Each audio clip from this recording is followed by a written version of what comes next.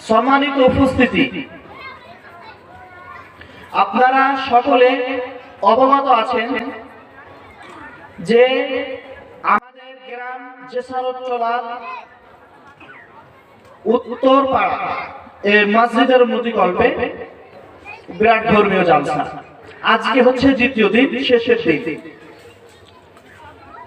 জালসার উদ্দেশ্য সম্পর্কে যদি আমরা বলতে চাই, তাহলে প্রথম যে উদ্দেশ্যটি হবে সেটি হচ্ছে যে আমরা জালসাতে এসে কোরআন এবং হাদিস এর আলোচনা শুনবো, আমরা তাওহীদ সম্পর্কে আলোচনা শুনবো, আমরা শিরক সম্পর্কে আলোচনা শুনবো, আমরা বেদাত সম্পর্কে আলোচনা শুনবো।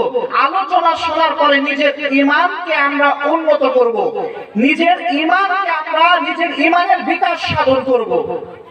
এটা হচ্ছে আমাদের জালসার দ্বীনি সেমিনার সাপ্তাহিক যেগুলো দাওয়াতি প্রোগ্রাম রয়েছে এক নম্বর উদ্দেশ্য।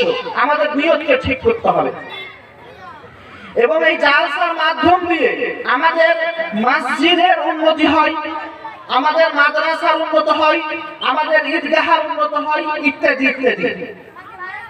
সম্মানিত উপস্থিতি, যারা আমাদের কথাগুলো শুনতে পাচ্ছেন বা যাদের কানে আমাদের কথাগুলো পৌঁছাচ্ছে, সকলেরই নিকট আবেদন যে আপনারা আলোচনা শোনার জন্য স্টেজের সামনে বিশাল জায়গা করা হয়েছে।